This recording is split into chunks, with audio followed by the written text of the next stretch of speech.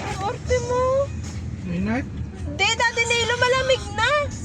Yung nalakasan. Hindi, dahil naka-jacket yan. Alisin mo.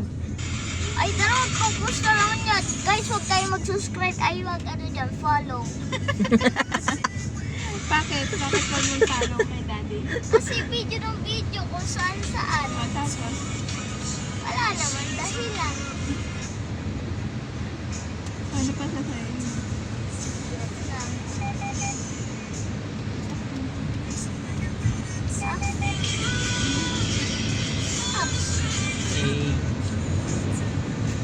Sabaw.